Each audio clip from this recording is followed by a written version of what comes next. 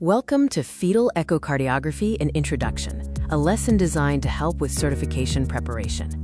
We begin with a review from a previous customer, highlighting the success they achieved using the provided resources for their fetal echo exam.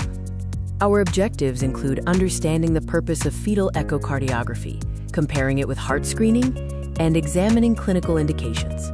We will also explore first trimester uses, optimization settings, and standard views. Congenital heart disease, or CHD, is the #1 most common birth defect worldwide. Sadly, only 1/3 of cases are diagnosed in utero and at birth. This means 8 in 1,000 live births, or about every 15 minutes, has a CHD.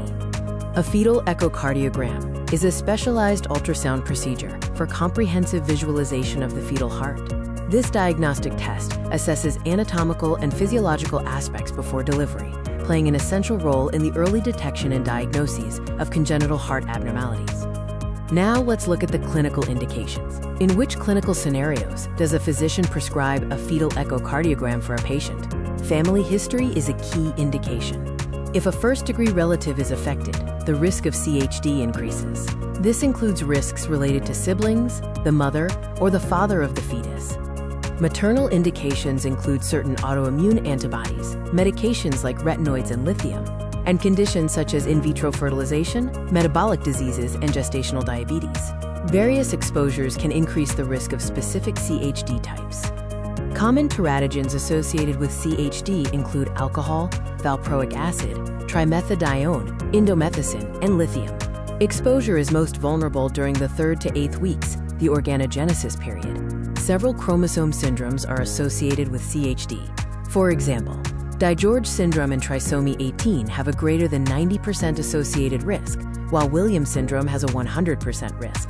Fetal indications for echocardiography include abnormal OB ultrasound, a first-degree relative with CHD, or an abnormal heart rate. Other factors are fetal chromosomal anomalies, extracardiac anomalies, high drops, and increased nuchal translucency. Up to 50% of CHD cases are associated with extracardiac congenital anomalies. These can affect the central nervous system, gastrointestinal tract, urinary tract, and other structures. For the first trimester fetal heart screening, the checklist includes the 4-chamber view, left ventricular outflow tract, right ventricular outflow tract, and cardiac axis. Also included are the 3-vessel trachea view and various vessel assessments. The cardiac axis is a sensitive marker for CHD, examined between 11 and 15 weeks of gestational age. A normal range is 45 degrees plus or minus 15 degrees to the left. Deviations, like an angle greater than 60 degrees, are abnormal. First trimester markers prompting Doppler evaluation include increased nuchal translucency and specific biochemical markers. Doppler markers, like abnormal or reversed A wave in the ductus venosus, are also key.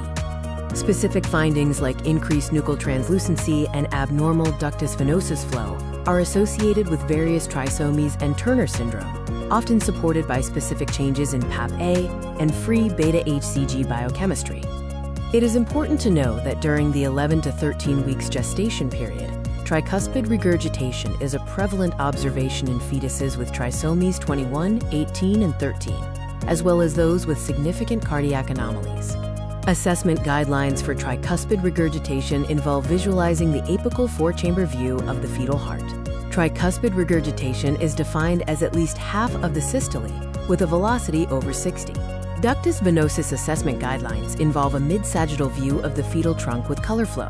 The insonation angle should be less than 30 degrees to assess the A wave and determine if the flow is positive, absent, or reversed.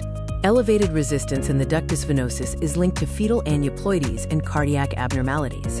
A reversed A wave is a strong indicator of chromosomal abnormality. An absent A wave is abnormal, and approximately 80% of trisomy 21 fetuses will present with abnormal ductus venosus flow. Thank you for watching this video on fetal echocardiography. We hope this information is helpful in your certification preparation. For more resources and to learn more, please visit our website.